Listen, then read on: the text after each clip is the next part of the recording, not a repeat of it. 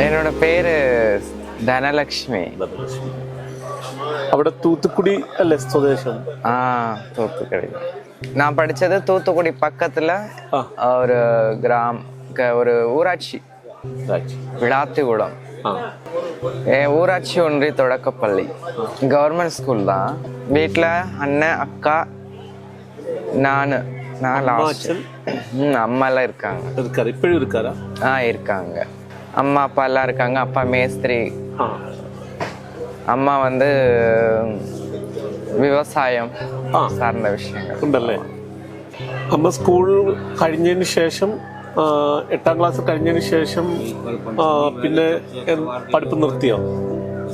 ഈ സ്പിരിച്വൽ താല്പര്യം ഉണ്ടായിരുന്നു ചെറുപ്പത്തില്? സ്പിരിച്വൽ ഇല്ല, ഞാൻ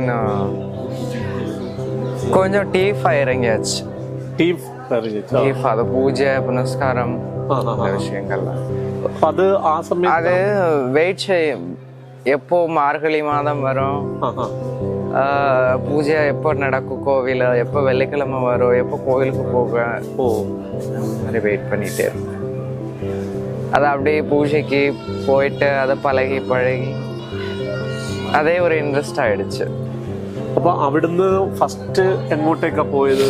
പുറത്തേക്ക് പോകുന്നത് തൂത്തുക്കുടിന്ന് ഫസ്റ്റ് പോകത്തില്ലേ നമ്മള്? ഫസ്റ്റ് പോണത് ചെന്നൈ. பூஜைக்காண்டி? பூஜைக்காண்டி இல்ல, என்ன மாதிரி இருக்கக்கூடிய ஃப்ரெண்ட்ஸ் இருப்பாங்க இல்லையா, திருநங்கை, அவங்க வீட்டுல போய் இருந்தேன். அப்புறம் விருதுநகர் கொஞ்ச நாள் இருந்தேன். இந்த ஆன்மீகம் சார்ந்த விஷயங்களுக்குலாம் நிறைய அங்க சுத்தி தேடி அலைஞ்சோம். அப்புறம் ரொம்ப வருஷம் ஆயிடுச்சு. அப்புறம் தூத்துக்குடியில இருந்துட்டு நானாவே கேரளா திருச்சூர்ல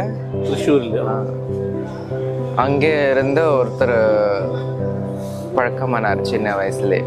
அப்போ நான் கன்னியாகுமரி, நாகர்கோவில், திருவேன்றம் அந்த சைடெல்லாம் ட்ரெயின்ல போயிட்டு வர, இங்க ஸ்தலம் எல்லாம் சுத்தி பார்க்கறது ஒரு அனுகிரகம். அது இதே லைஃப்ல இதுதான் வேணும் அப்படின்னு சொல்லி தேடி சுத்தி அலையும் போது நிறைய கஷ்டப்பட்டு இருக்கிறேன். நான் நிறைய பேர் மிஸ்யூஸ்லாம் பண்ண பார்த்துருக்காங்க. அப்புறம் நிறைய புக்ஸ் படிப்பேன்.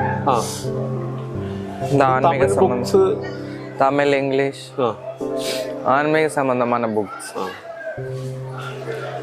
அதில் படிச்சு ஒரு சில விஷயங்கள்லாம் நிறைய தெரிஞ்சுக்கிட்டேன். நான் புக்ஸ் படிக்கிறது எனக்கு ரொம்ப பிடிக்கும். என்னால் படிக்க முடியாமல் போயிடுச்சு. அதான் ஒருத்தவங்களுக்கு ஒரு பிளெஸ்ஸிங் இருந்ததுன்னா அதை நம்ம மனிதர்கள் வந்து என்ன சொல்லுவாங்க, அது இருக்கு அதை நீ ரெடி அதை வந்து நீ மேலும் மேலும் வளர்த்துக்கோன்னு என்கரேஜ் பண்ண மாட்டாங்க. ஒரு மைனஸ் இருந்ததுன்னா இப்படி இருக்கு. அதுதான் என்னோட லைஃப் ஆயிலாக காரணம். தீட்டு, அது என்ன தீட்டுன்னு சொல்லுவாள்ல தமிழ்ல. ஆக்சுவலா அது வந்து ரெகுலரா ஒரு வாழ்க்கையில நடக்கக்கூடிய ஒரு விஷயம்தான் தீட்டு அப்படின்னு நீங்க சொல்றாங்க. மாதா காமாக்கியான்னு ஒரு கோவில் இருக்கு, அஸ்ஸாம்ல இருக்கு, நீங்க பார்த்துருக்கலாம். இதுதான் அவங்க வந்து ஒரு விசேஷமா கொண்டாடப்படுது. அம்புபாச்சி மேளான்னு ஒரு மேளா நடக்கும் வருஷத்துல ஒரு 3 நாள். அந்த 3 நாள் அம்மாவுக்கு வந்து அந்த மாதவிடாயில இருப்பாங்க. லேடிஸ் மட்டும்தான் உள்ள போய் பூஜை பண்றது எல்லாமே பண்றது. ஜென்ஸ்க்கு அலவுட் கிடையாது உள்ள. ஸோ அது வந்து ஒரு விழாவா கொண்டாடுறாங்க. தாட்சாயணி பிறந்த பார்வதி அம்மா வந்து தன்னுடைய தகப்பன் தக்ஷன் யாகத்தை வந்து தடுத்து நிறுத்தி அதில் இந்த குண்டத்தில் தன்னை உயிரை வந்து மாச்சுக்கிறாங்க அந்த யாக குண்டத்தில். அப்போது விஷ்ணு அவனுடைய சக்கரத்தை இதை ஏவி அந்த உடல்கள் துண்டா இது பண்ணது பாரதத்தில். இந்த பாரதத்தில் வந்து 51 சக்தி பீடங்கள் வந்து உருவானது வரலாறு. அதில் வந்து யோனி பீடம், அம்மாவோடைய பின்னூருக்கு விழுந்த இடம் தான் அசாம். அங்கே வந்து இந்த வருஷத்தில் 3 நாள் இது கொண்டாடுறாங்க. பின்ன எப்படி அது வந்து புனிதம் இல்லை அப்படின்னு ஆயிடும்? அதெல்லாம் கிடையவே கிடையாது. அவங்களாம் ஒரு கற்பனையை வச்சுக்கிட்டு மைண்டில் வச்சுட்டு அதை வந்து பக்கத்தில் வரக்கூடாது, அப்படி செய்யக்கூடாது, இப்படி செய்யக்கூடாதுன்னு அப்படியெல்லாம் ஒன்றும் இல்லை. அதுக்காக கையில் என்ன சொல்றது, என்னுடைய கருத்து அதுதான். அது ஒரு தெய்வமாக வந்து வழிபடுறாங்க. என்னுடைய கோணத்தில் நான் பார்க்கணும் அப்படின்னா, என்னை பொறுத்தளவுக்கு எனக்கு ஜனனம் கொடுத்தவங்க எங்கள் அம்மா. நான் இந்த பூமியில் வந்து ஆர்டிஃபிஷியலான உருவாகிடுது. எனக்கு எங்கள் அம்மா தான் ஜனனம் கொடுத்தாங்க. அப்பா நான் வந்து அதை வந்து எனக்கு தெய்வீகமாக தான் அது வந்து படுதே தவிர என் மனசில் வந்து அது தீட்டு அந்த மாதிரி எனக்கு அது தோணாது. நான் இது வரைக்கும் நான் அப்படி தோணுனதில்லை, நான் அப்படி பார்த்ததில்லை. அது தெய்வமாக வணங்குறோம்.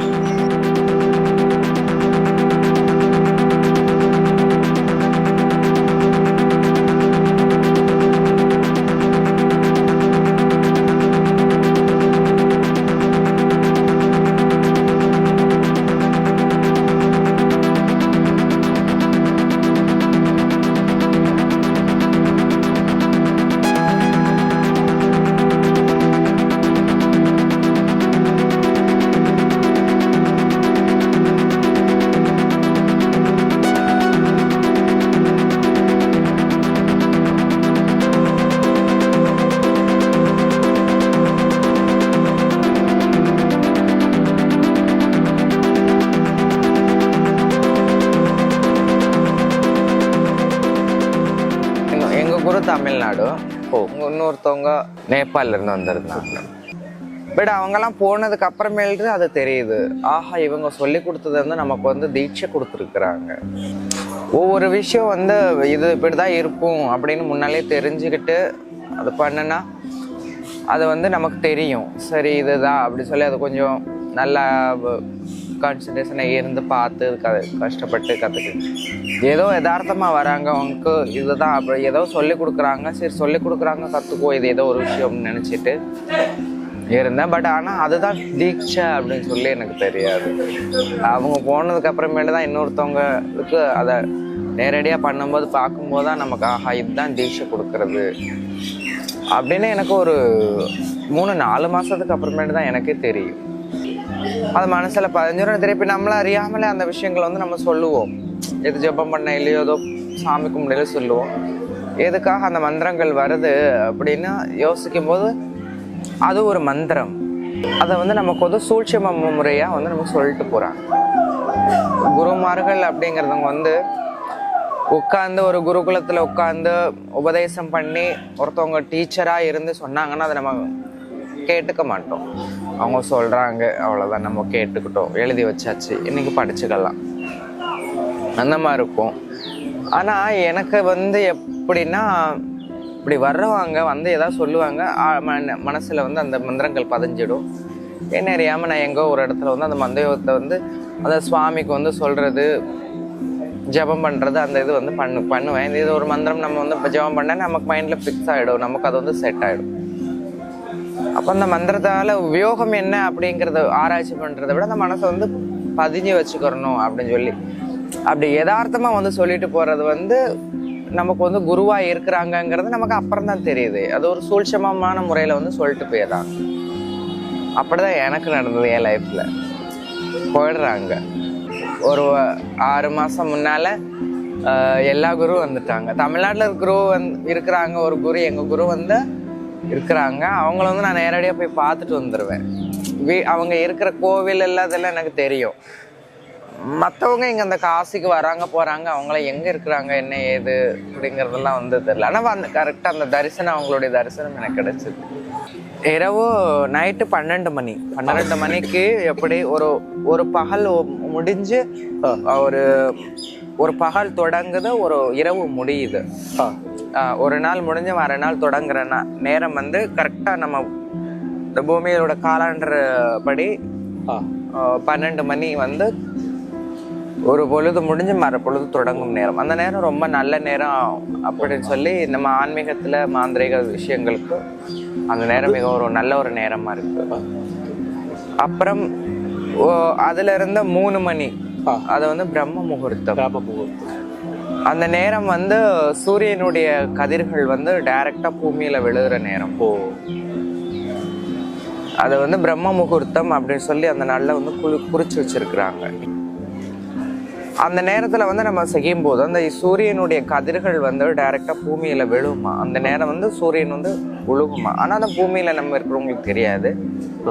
அந்த கதிரலைகள் வந்து நம்ம உடம்புல இருக்கக்கூடிய அந்த ஆன்மீக சக்தி வந்து பெருகிறதுக்கு அது ரொம்ப ஒரு உதவியா இருக்கு. நம்ம உபதேசிக்கிற நம்ம அந்த ஜெபிக்கிற மந்திரம் வந்து ஆழமா நெஞ்சில பதியும். அந்த மந்திரத்தினுடைய பலன்கள் வந்து நமக்கு கிடைக்கும். அந்த 3 மணி அப்புறம் 5 மணி நடுராத்திரி அந்த 12 மணி வந்து இந்த நேரங்கள் வந்து ரொம்ப இம்பார்ட்டண்டான நேரம். இது வந்து கலியுகம். எங்களோட சாஸ்திரப்படி கலியுகத்துல உங்களோட கர்மாக்களை நீங்களே அனுபவிச்சுதான் நீங்க வரணும். மயானத்திற்கு வந்ததுக்கு அப்புறமேல தான் சஜ்மெண்ட் எங்களுடையது. மோட்சமா உங்களுக்கு முக்தியா அந்த நிர்ணயிக்கக்கூடிய கடவுள் அங்க இருக்கிறோம். அதை விட்டு இந்த மனச கூட்டுல நீங்க இருக்கும்போது நாங்கள் பார்த்தா என்ன ஆசீர்வாதம் செய்யறோமோ எல்லாம் பண்றோம். ஒரு கஷ்டங்களை வந்தா நீங்க அது சரி பண்றது, உங்களை ஆசீர்வாதம் பண்றது, உங்க மனசுல நீங்க சொல்ற விஷயங்களை வந்து உங்களுக்கு நாங்க தைரியமும் தன்னம்பிக்கை அதை கொடுக்கணும். இந்த காசியில மட்டும் எங்க வர்ண நதி இந்த லாஸ்ட் ஃப்ரிட்ஜ் இந்த லாஸ்ட் அசி காட்ல அசி நதி வாரணாசி அதுதான் இதோட பேரு. இந்த திசை வந்து நார்த் சைட்ல போகுது. அம்மா வந்து நார்த் சைடாக்குல போறாங்க இந்த இடத்துல மட்டும். அதனாலதான் விஸ்வநாதர் இங்க வந்து குடிக்கொண்டு இருக்கிறார். எல்லாருக்கும் அருள் பாலிச்சிட்டு இருக்காங்க. விஷாலாட்சி அம்மா, காலபைரவர், அன்னபூர்ணி அம்மா. இங்க 64 படித்துறைகள் இருக்கு. ஒவ்வொன்றும் ஒவ்வொரு விசேஷமான ஒரு இடம். இங்க வந்து குளிக்கிறோம். இப்போ குளிச்சுட்டு இங்க பாவங்கள் போகும் அப்படிங்கிற நம்மளுடைய கலாச்சாரம், நம்மளுடைய இந்து தர்ம சனாதன தர்மத்தினுடைய ஒரு குதிரைகள் 7 குதிரைகள் பூட்டிய காலச்சக்கரம், அதை ஓட்டுகிறான் காலன். அந்த காலமானது இப்போ வந்து கலியுகத்தினுடைய கடைசி பகுதியில் இருக்கிறது. அதனால அவருடைய எல்லாருடைய கர்மாவை வந்து அவங்க வந்து அனுபவிச்சு தான் வரணுங்கிறது உண்மையான ஒரு விஷயம். அதுதான் இப்போ நடந்துட்டு இருக்கு. ஒரு விஷயத்த வந்து நமக்கு வந்து தெய்வீகமாக நமக்கு சொல்லி கொடுத்தாங்க. அரச மரம், ஆலமரம் மதிக்கக்கூடியவை, அதுல இருந்து வரக்கூடிய காற்று தூய்மையானது, அந்த வணங்கணும். இதெல்லாம் இயற்கை வணங்கணும், பஞ்சபூதத்தை வணங்கணும். அது குருகுலம் கல்வி முறை. பஞ்சபூதங்கள் வந்து நிலம், நீர், ஆகாயம், காற்று, நெருப்பு இவை அனைத்தும் ஒன்றாக சேர்ந்தது ஈசனின் அம்சமாக விளங்குது. ஈசனுடைய சிவபெருமானுடைய அம்சம் இது பஞ்சபூத தத்துவம். மயானத்துல இருக்கக்கூடிய பயங்கரியங்கள் செய்யறத வைக்கிறது, நாங்க மயானத்துக்கு போடுறது. ஆனா அந்த சைடு வந்து ஒதுங்கிறது வந்து மாந்திரிகத்துக்கு வந்து மாந்திரிகம் செய்யறோம் இல்லையா, மாந்திரிகம் சில பூஜைகள், இதற்கு அடுத்தாப்புல உள்ள விஷயங்கள். அது அந்த சைடு டெட் பாடிஸ் வந்து இங்க ஒதுங்கும் போது அது எங்களுக்கு சொந்தமாயிடும். அதை நாங்க எடுக்கும்போது யாரும் எங்களை கேட்க மாட்டாங்க. அது எங்களுக்காகவே கொடுக்கப்பட்டது. அது அம்மா கங்காம்மா வந்து எங்களுக்கு கொடுத்துருவாங்க, இந்தாங்க உங்களுக்கு உண்டானது அப்படின்னு சொல்லி. அங்கே வந்து எங்களுக்கு நாங்கள் இருக்கிற இடத்துக்கு முன்னாலே வந்து ஒதுங்கி இருக்கோம். அப்படி இதில் வந்து எங்கள் குருஜி வந்து எங்கேயோ எடுத்து வச்சிருக்கிறார் கோவில்ல. அதை எனக்கு ரெடி பண்ணி கொடுத்தாரு. ஜீவன் அது அது உயிர்ன்னு சொல்லுவாங்க இல்லையா, அந்த உயிராகப்பட்டது உடலை விட்டு பிரிந்து அந்த கால் வழியா கட்டல் விரல் வழியா உள்ள போகும், திரும்ப அப்புறம் தலை வழியா இந்த கை கட்ட விரல் வழியா உள்ள போக ட்ரை பண்ணுமா. ஆமா, அவதான் எழுப்பி பார்ப்பாங்க, காதுல கொட்டு வச்சு டம் டம் டம் டம் டம் டம் டம்னு அடிப்பாங்க. எந்திரிச்சு வர்றாங்களான்னு டெஸ்ட் பண்ணுவாங்களாம். முன்னொரு காலத்துல அப்படிதான் அந்த மேல தாளங்கள் வச்சு கட்டி சுற்றி உட்காந்து அவங்களுக்கு பிடிச்சவங்களெல்லாம் அழுக வச்சு பார்ப்பாங்களாம். அப்படியே அது எந்திரிக்குமாங்களான்னு. அதுதான் வழக்கமாக காலங்காலமாக வந்து அதை வந்து எழுந்திருக்கலைன்னா கையெல்லாம் கட்டிட்டு போய் கடைசியாக மயானத்தில் வச்சு அதை அந்த பிரேதத்துக்கு இந்த உடலுக்கும் பூத உடலுக்கும் சாந்தியை கொடுத்துருவாங்க. இயற்கையாக கலக்க வச்சிருவாங்க. அது நம்ம ஒரு கைங்கரியம். அந்த இடத்துல வந்து இந்த ஆன்மாவுக்கு வந்து சாந்தி கிடைக்கும். அப்போ அந்த சோலானது அது பிசாசுன்னு சொல்ல முடியாது. பிசாசுங்கிறது வந்து என்ன, இப்போ வந்து என்னுடைய ஆன்மா, நான் வந்து தெய்வீகமா இருக்கிறேன், இது தெய்வீக ஆன்மா.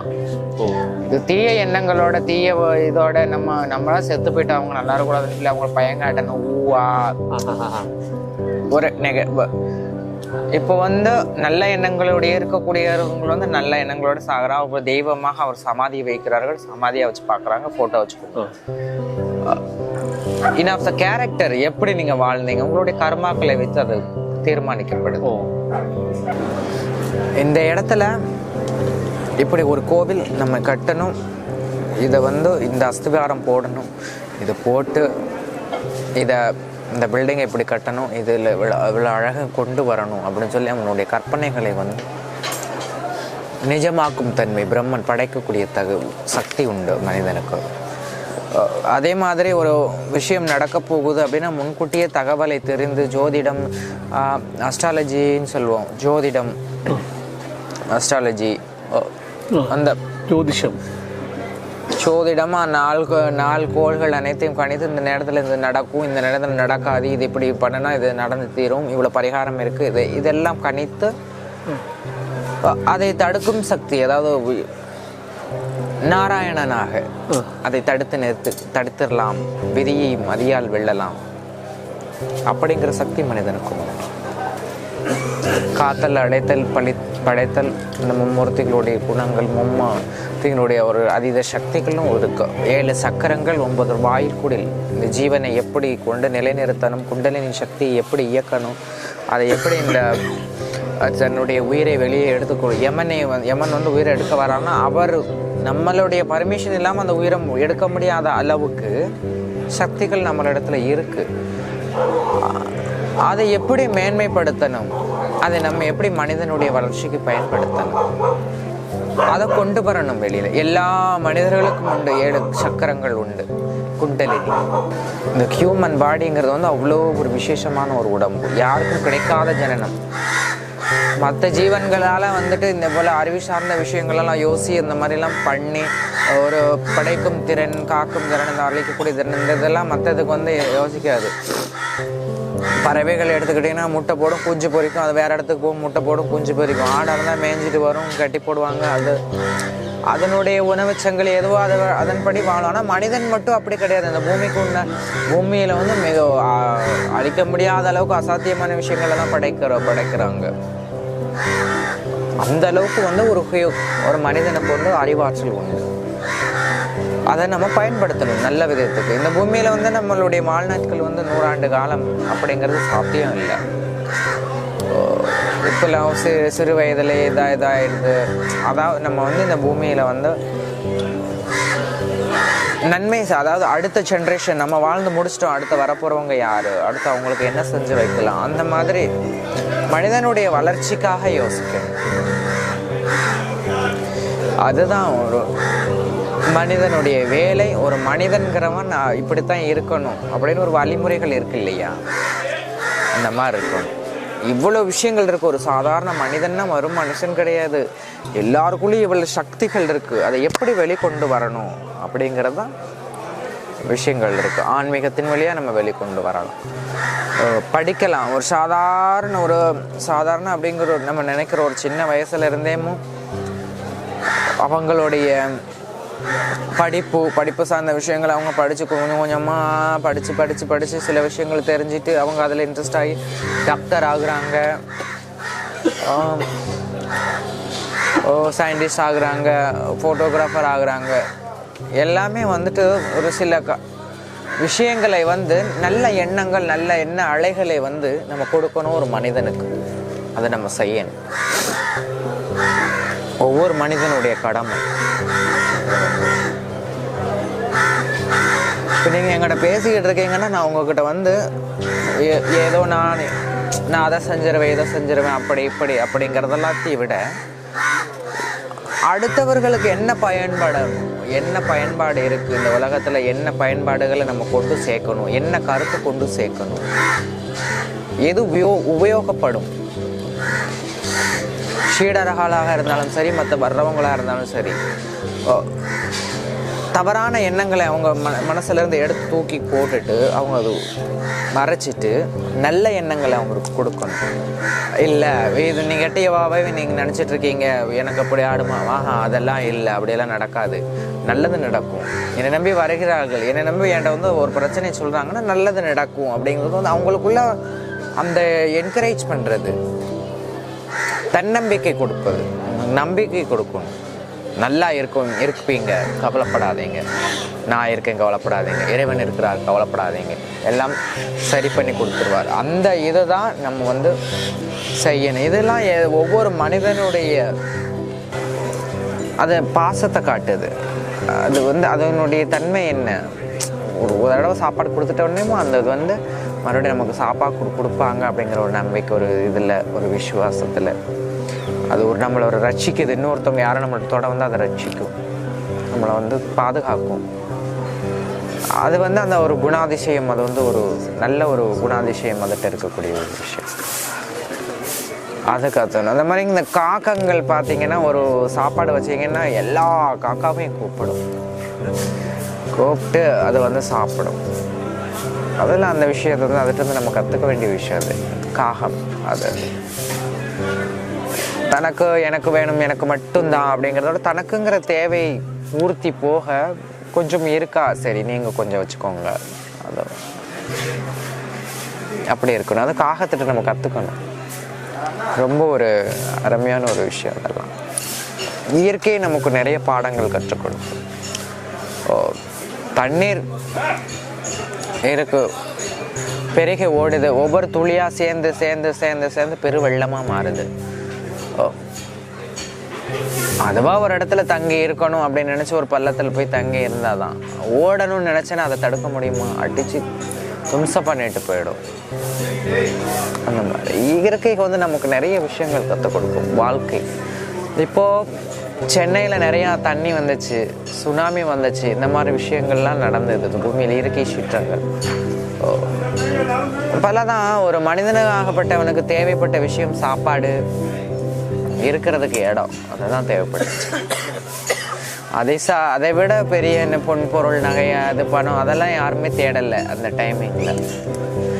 இருக்கிறதே தனக்கு போக கொஞ்சம் தானம், இல்லாதவங்களுக்கு கொடுத்து உதவணும். பூமியில் எல்லாரும் அன்போட பார்க்கணும், அன்பாக இருக்கணும், பிறருக்கு நன்மை சொல்லி கொடுக்கணும்.